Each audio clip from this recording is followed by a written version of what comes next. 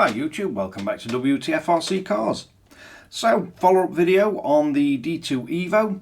In UK it is XERUN RC that's distributing these, and we've received a couple of little shims for the diff. That should stop any issues that people have been having with the O-rings getting caught up on the pins.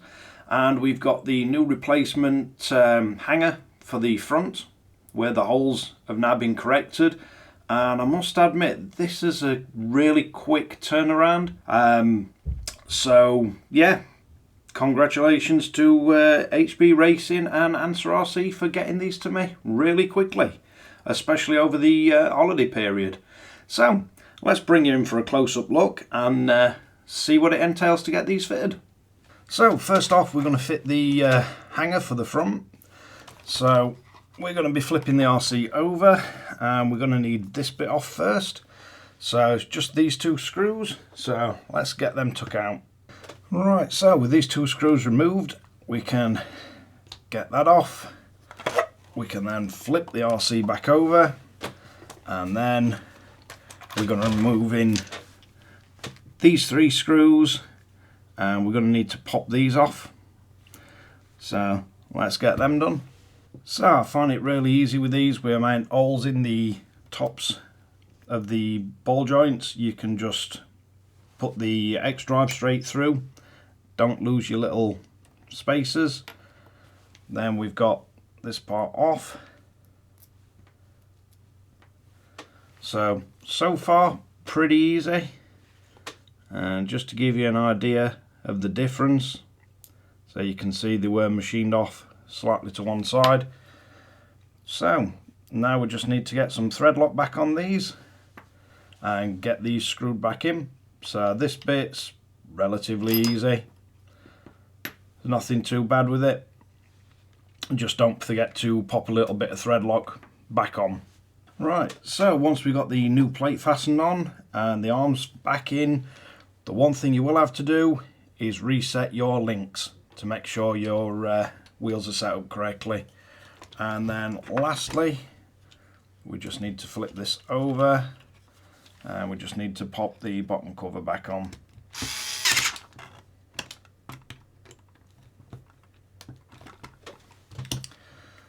So now on to the rear shims. So it's definitely going to be easier if we get the wing out of the way. Just don't lose your screws and washers off your wing. So once we got that out of the way, need to remove his body shell, and we're going to need at least these 4 screws out. So once we've got them 4 out, we should hopefully be able to lift the diff out. Just to make it a little bit easier to get on camera, just drop the suspension out the way. Right, so we need to get the diff out, and I certainly think while I'm in here I'm going to remove that little lip off the plastic, as I've seen a few people reporting that if you change the inserts that can be a bit of a problem. So let's get a knife and get that removed. Alright, all I've done is cut these tiny little slithers off it just to bring it level. So let's have a look what we need to do with the diff to fit the shims. Alright, so first thing we're going to need to do is strip the actual diff down itself. So we've got 4 of the tiny little screws, so I'm going to drop all 4 of these out. So that is all 4 of the screws out one side. So let's see if we can carefully lift this gear.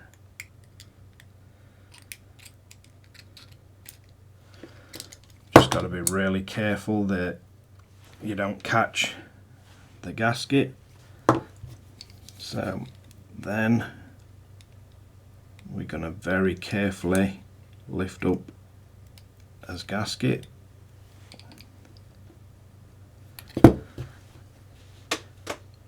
Then you should be able to slide out the pin. Then we're going to take one of his shims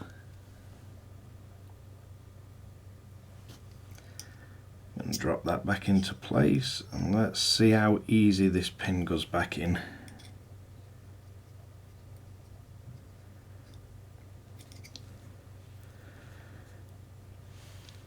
Because this will determine if it binds the diff up or not. That does slide in really, really easy, so I'm not expecting that to make the diffs bind at all.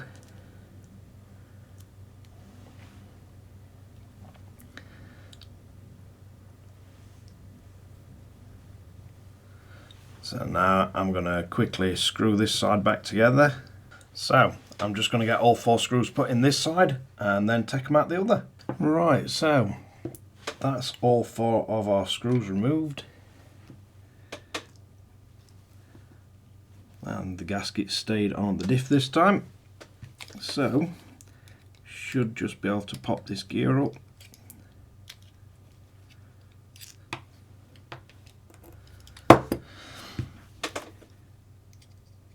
Then we need a pin out.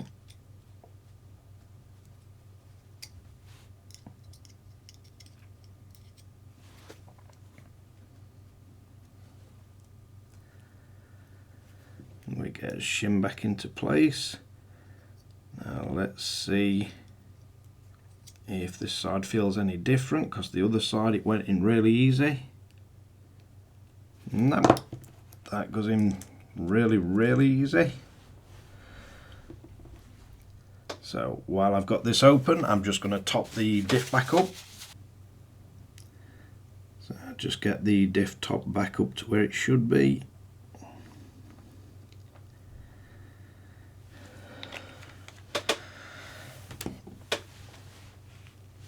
Then we can line his gasket up, and we should be able to close his diff.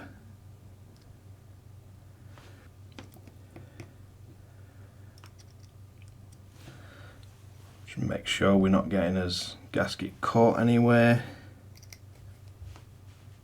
and then we can start dropping his screws back in and then see what this diff feels like with its new shims. I kind of feel like these shims should have been in it from start, but let's get this put back together. Right, so as of does it make the diff bind or anything, that still feels every bit as nice and as free as what it did to start with. So let's get our little plates back on as diff adjustment and bring the RC back in and see if we can get it back together. Right, so let's see how easy this drops back in. See if it makes any difference now we've took the tiny lip off. So we're going to need to get his drive shafts in.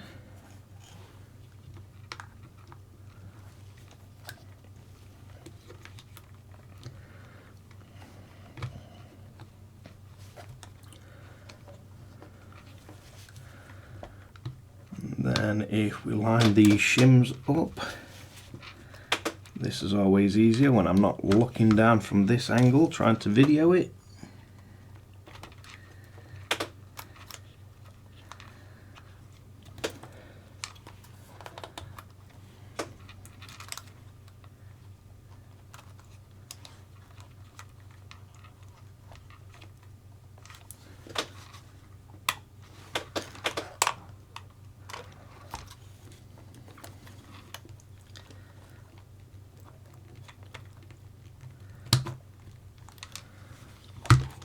But that's dropped back in where it should be.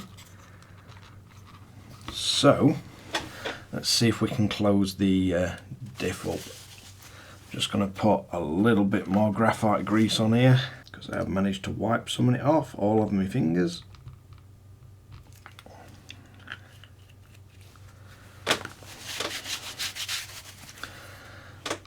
So see if we can position the diff case back down where it should be.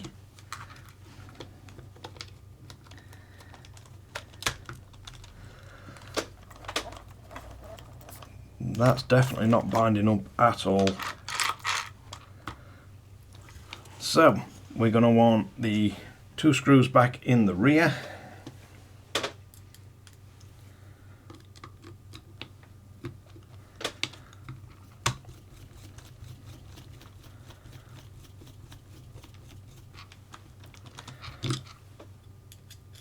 And you are going to want a little bit of thread lock on these.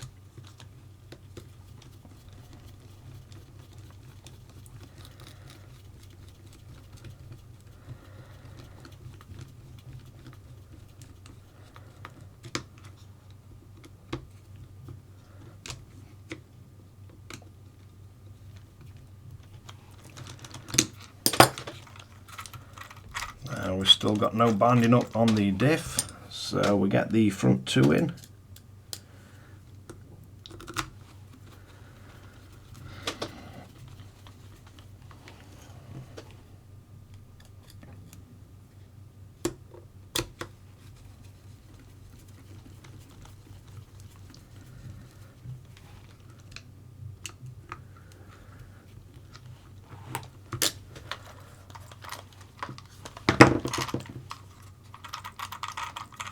It still feels nice and free, so I'm just going to use the ball angled MIP bits to just nip these down.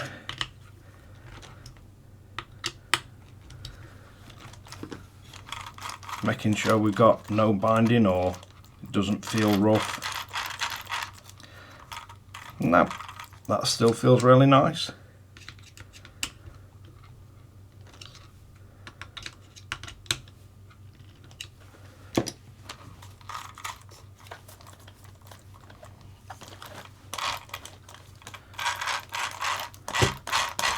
Nice operating diff, doesn't feel like there's any drag on anything. So we just need to pop a spoiler back on and then trim our steering back. So that is everything done.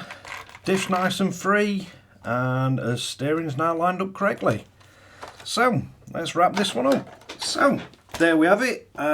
Big shout out to XERUN that's got these parts to me really quickly, and Dave at RD Models, where the car were from. So as soon as he got them, gave me a ring, I went over and picked them up, and yeah, pretty easy fix. For me, any company can have issues, it's more about what they actually do. And even though it's been the holiday period, HB Racing got the parts made, got them sent out. Only issue that's still to address on this, the shocks still seem like they're leaking even though they're built to how they say in the manual, and apparently the front arms are still splitting, but I've only got one race in this and it's not had any hard knocks on the front. But apparently HB Racing have acknowledged the arms, so we'll have to see what they're going to do about them, and I think I can just drop these shocks apart and move the O-rings to the outside and that should seal them. But other than that, really happy with the way this thing drives. Does feel exceptionally nice, very well planted, but time will tell. At the minute I'm really enjoying it, but obviously we need to run it more to see if there's any sort of inherent problems or anything like that. But so far looks like both HB Racing and ANSA are on the ball with any issues that have cropped up, and they seem very quick to fix it. So thanks again for watching Wtf Rc Cars. If you like this kind of content, don't forget to like and subscribe, hit the notification bell, share to friends and family, and I'll catch you guys again in the next one.